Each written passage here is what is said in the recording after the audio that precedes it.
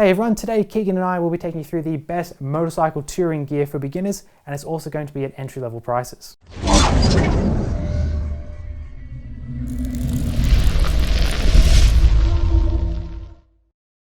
So if you've just gotten your bike, you're ready to start riding, but you're looking to do a bit of commuting, maybe a bit of longer riding, a bit of touring, then you're going to need gear that matches your purpose. And for that, you're going to need versatile, flexible, and also high value gear. So we've chosen a set out here. We have everything, boots, jacket, gloves, all that. And this is all also going to be all affordable. So let me take you through it. We have HJC's i70 for the helmets. Then we have Revit Airwave 2 for the jacket, the Dainese Tempest D Dry gloves, Alpinestars AST-1 pants, and then at the bottom we have boots from RevIt, the Trail H2Os. So this gear is meant to keep you comfortable in most weather conditions, be flexible, low in cost, and most of all protective. So what I'll do is start at the top, work my way down, and I'm going to tell you all about this gear and why it is the best entry-level pick. If you want to see more detailed reviews of this gear, you can do that on a YouTube page. You can check out the HJC i70 review, for example, to see how it works, what makes it tick and all that. And there's also going to be comparison guides where you can see a range of the best entry-level helmets.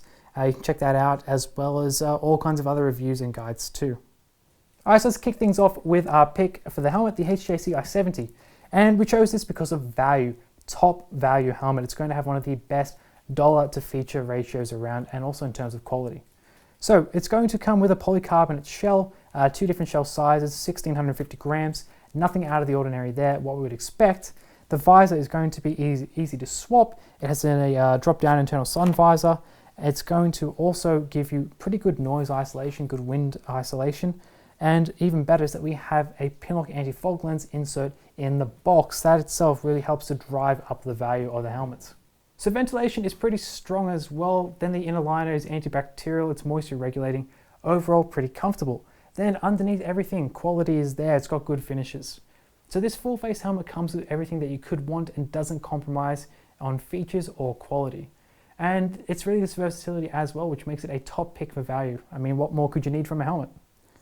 So if you're not keen on the i70, you're looking for alternatives, you can check out the AGV-K1. It's a little bit more sporty and a bit sparse on features, though it is a little bit lower in price. And then the Shark Squall 2 is another alternative, a little bit more pricey, but it does come with LEDs, which boost your visibility and do look pretty cool.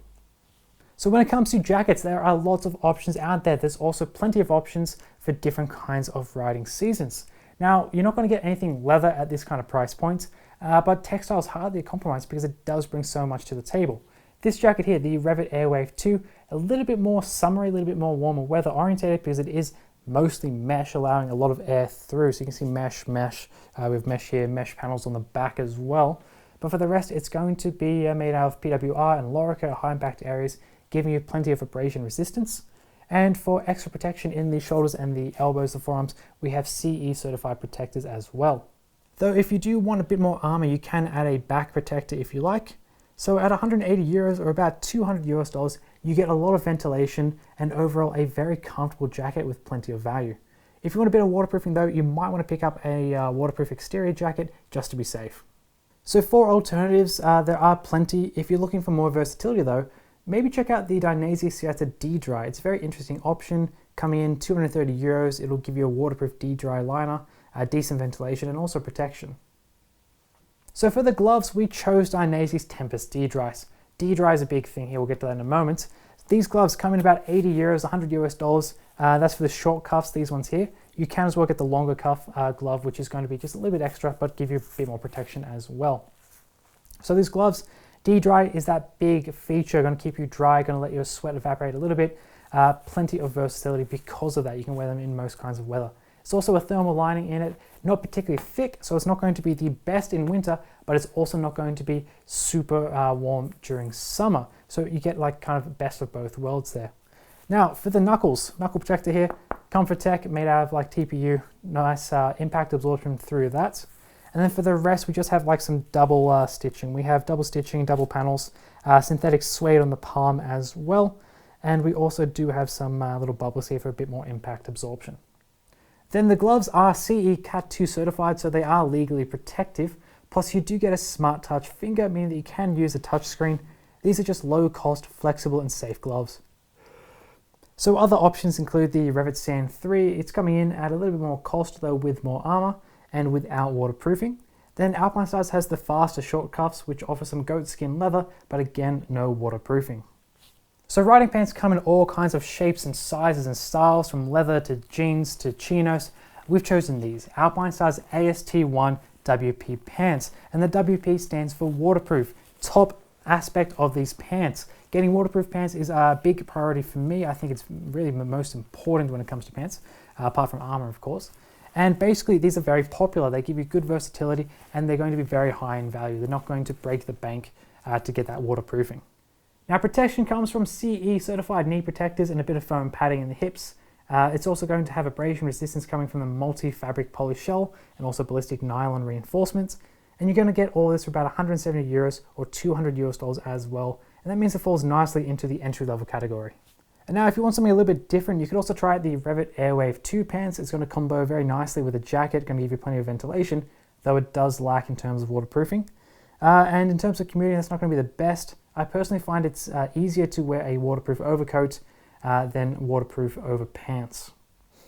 So we've gotten to the bottom, we've finally arrived at the boots at RevIt Trail H2Os. And a big reason I chose this is because of the waterproofing. You guessed it, big theme. There are a few things worse than riding with wet shoes or walking around in wet socks actually. So that's going to be a great feature there.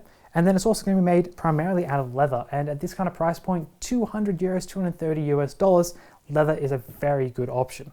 Now it's also going to have reinforced toe cups. It's going to have reinforced heel and also ankle cups as well. And we have as well soft armor on the shin here just to give you more protection. Then there's going to be a reinforced sole, and you get a decent tread on these boots so you can walk around and still be pretty comfortable. The waterproofing does come from the Hydrotex liner, and this boot really walks the line between comfort and protection, plus it isn't an obvious riding boot for people who like that kind of style. So alternatives to the RevIt Trail H2O include the sportier but less protective Dainese Raptor shoes, and also the Dainese Metropolis, which is basically just a sneaker with a bit of extra protection thrown in. The Alpinestars Web Gore-Tex are a little bit more pricey, but they do offer Gore-Tex the best waterproofing material around, and similar kind of protection and comfort as the Trail H2O boots. So if you guys want to check out the gear you've seen here, then head over to championhelmets.com. You can use the links in the description to get there. And you can find this gear we've showed you today, maybe at a discount, as I have only showed you the RRP price. And you might want to check out the product bundles to see if you can get bigger discounts on the gear. Alright guys, so this has been our guide to the best touring gear for beginners, entry-level stuff. And this is going to give you plenty of flexibility, plenty of value as well when you're touring, commuting, just going for rides in general. So if you want to see specialized reviews on any of this gear, make sure you subscribe to us on YouTube, and you can also see those reviews on our YouTube page. So guys, I'm Chris from Champion Helmets, this is Keegan, and I hope to see you all next time.